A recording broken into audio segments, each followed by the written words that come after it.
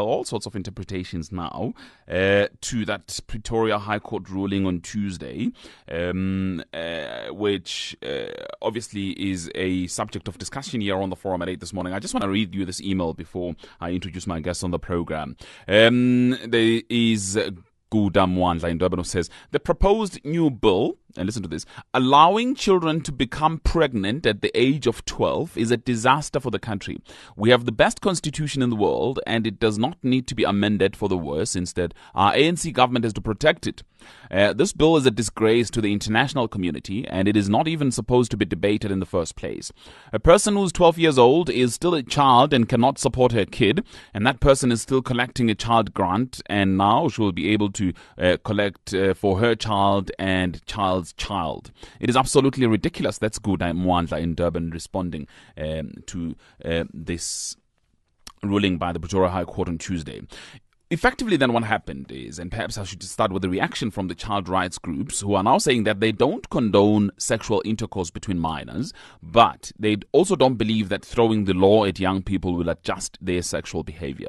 They've been responding to a Pretoria High Court ruling then this week relating to the Sexual Offences Act. The judgment effectively means that it is no longer a crime for youth aged between 12 and 16 to engage in consensual sex, that is. Senior reporter Melanie Moses has this report for us. Issues relating to children in the Sexual Offences Act have been a source of contention for years. Childline's Joan van Niekerk says they were concerned back when laws surrounding the behaviour of children were being debated in Parliament. She says she called... Our guests on the program this morning, starting with Dr. Shahira Omar, who is the director of the Teddy Bear Clinic for Abused Children. Dr. Omar, good to have you on the program. Good morning. Good morning to you and all the listeners out there. Thank you. Also, I'm joined by Professor Steve Tusson from the Wits University. He's a law expert there. Professor Tusson, good morning. Professor, are you there?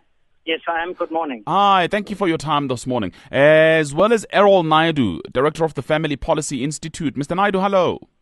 Good morning. Good to be with you. Thanks indeed. Well, as was said in that report by Melanie Moses, everyone now is looking to get legal expert views on this. Let's start with Professor Tusson. Your views on this, legally speaking. The judgment is an excellent judgment. It does not lower the age of consent, which is a common misconception and is the impression given by the media in these misleading headlines. We've always had a problem of older people taking advantage of underage children and sexual intercourse. And that is what we call statutory rape. And the law has always criminalized that. The problem was, what do you do when both the parties are underage? How do we deal with that? And the section criminalized consensual intercourse between both parties underage. And the court action was trying to say this is not the right tool or the correct mechanism to deal with a social ill, to criminalize it, because the criminal justice system is brutal and inappropriate to deal with the social problem. And that's all the judgment has done. It has not lowered the legal age of consent. It does not encourage sexual conduct between underage children. It says we need to find another mechanism to deal with it, not the criminal law. So to break it down, anyone over 18 who has sex with somebody, with a minor, is still going to be charged with statutory rape? Absolutely, because the law believes that a child under the age of 16 is not competent or capable of giving a proper consent to intercourse. And that's why we have the crime of statutory rape. But that is very interesting, because if the law says anybody under 16 is not, let's say, competent to consent to sex, then why does it allow consensual sex between minors? The law doesn't allow it. It just says we should not criminalize it, because you've got both parties in this situation. Who do you charge? Do you charge the boy for having sex with the girl, or do you charge the girl for having sex with the boy? Because they're both, in principle, breaking the law. So the situation is that the section which was struck down gave a discretion to the National Director of Prosecutions to decide whether he should prosecute or not. And in most cases, he presumably wouldn't, because he realized the issues involved and the youth of the parties. But the fact of the matter is those children were still susceptible to arrest, interrogation, questioning, detention in a cell, and the whole stigma and the traumatization that involves, as your guest has said. Right, let me go to Dr. Omar and take a step back then and ask what in the first place led you to take up this challenge? Well, due to the fact that we were receiving referrals, we run a diversion program. We actually do school outreach where we go out and talk to learners, and we get a lot of referrals where children are coming in because they have engaged in consensual sexual activity, where they are then referred by the for intervention. And some of the children that we worked with suffered the social stigma that I alluded to earlier, and the humiliation, embarrassment, and this caused undue mental stress. These children were then somatizing, where there was, displaying characteristic features of the post-traumatic stress disorder.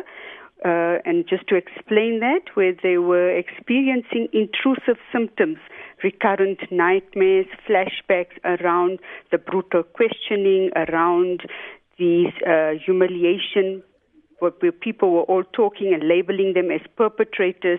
Now they were tainted as bad people, as ugly people, and this subjected them to somatize. So there were headaches, there were stomach aches, not wanting to go to school, plummeting of their school grades, and this was as a result of secondary victimization, simply due to the fact that the very system that was supposed to protect these children actually contributed to more harm and did not promote the best interests of the children. But also, according to this section of the Sexual Offences Act, as the Teddy Bear Clinic, you were then forced to report this matter to the police. In other words, if somebody reports or refers a child to you, you are obliged to take it to the police. Indeed, that's what the Act stipulates. And if you didn't, you are an accomplice to a crime. Indeed, because it's a contravention of the law and there would be consequences.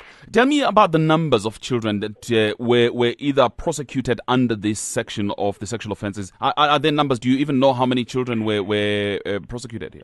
It would be actually unfair to give you an estimate of the numbers, because we've been seeing children from 2001, and just to give you an idea, from 2001 till 2012, children that entered the diversion program were an estimate of over 4,000 children. Now, of those 4,000 children, many of them were children who had engaged in consensual sexual activities ranging from the ages of 12 and 15.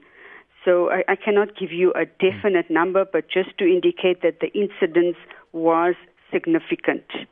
Let me go back to Professor Tusson. And by the way, I haven't forgotten about you, Mr. Naidu. At the end of the day, though, the judge on Tuesday said this section is unconstitutional. What part of it is unconstitutional? Is it simply because it doesn't make sense that makes it unconstitutional, or does it fall foul of what the Constitution says? The judge said that the sections infringed the rights of children, and this was the reason why he found it unconstitutional. So it's on the basis of infringing of the rights of children. But what about the rights of parents? What about the rights of parents? Parents have an obligation to educate their children, to talk to them and make sure that they don't engage in risky sexual misconduct or activity. But parents that is what the whole point of this exercise is. The criminal justice system is not the right place. It's not the big stick that you should use to correct this behavior. And that's exactly the interpretation that's been given here, Professor Tusson, because others may say, well, I don't necessarily want to take my child to the police and get my child prosecuted as a result, but I'm happy to have this law just acting as a threat of sorts. Yeah, well, I don't agree with that. I think it's misguided, and it's as your guest has said, it leads to secondary trauma and got much greater harm than any benefit that you think might arise from the law. Right. Mr. Naidu? Yes, sir. Your reaction to the ruling on Tuesday? Well, we believe it's wrong. It's devastating to children, to families, and to South Africa as a whole. I think the professor there contradicted himself when he said that the law insists that children under 16 is not emotionally and mentally stable to make decisions about sex, but yet at the same time is agreeing that this is a good ruling, and that if they make decisions to have sex with each other, then somehow this is okay. We believe this is bad for a number of reasons, and that is one of the things that the Film and Publication Act does is it criminalizes exposing children to sexual activity and also filming these kinds of things. And we find in the media over the past few years that children have been having sex from 10, 11, 12 and filming it on their cell phones and sharing it with their friends. Now, if this ruling makes sexual activity between 12 and 16-year-olds illegal, that means that activity would become legal as well. Wait, but let's step back, Mr. Naidu. A step back, and I'm going to ask Professor Toussaint to respond for himself. But a step back. The issue is whether or not this law helped in any way. I mean, just look at it. Has it ever helped? And if it did, how? Yes, it does. All laws help because, but once we give a green light to children, because the law, if it is struck down, and I don't believe it is yet, it still has to go to the Constitutional Court before the law is changed. If it is struck down, it gives a green light to children. It sends the message out that sexual activity between 12 and 12-year-olds and between 12 and 16 is okay. So we send, as a society, we send a message out.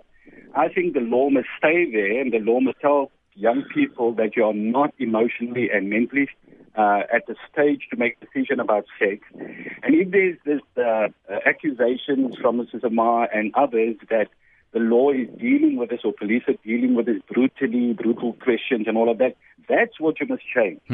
That you're dealing with children and if police are dealing with this issue, there must be training and a way to deal with children, not as criminals, but you're dealing with a defect in our social... Right. But let's practicalize this. Let's give it a practical context. And I saw a hypothetical case here, written here. Somebody says, and this is for you, Mr. Naidu. Imagine your 15-year-old daughter comes to you and says, I was at a party last night, I had sex, and I really need to see a doctor. Do you as a parent want your first port of call to go to the police, or do you want to deal with the matter as a parent? Because according to this law, you have to go to the police, and if you don't, you're an accomplice to a crime. What do you do first then? We see to our daughter medically first, and then report it to the police. You report your daughter to the police? Correct. But why do you have to? Why do you want the police to do what a parent is supposed to do? Because as a parent, you're supposed to deal with this matter. There's two things to it. You see, if you're a good parent and you're raising your child properly and teaching them moral values, then you wouldn't have to go to the police.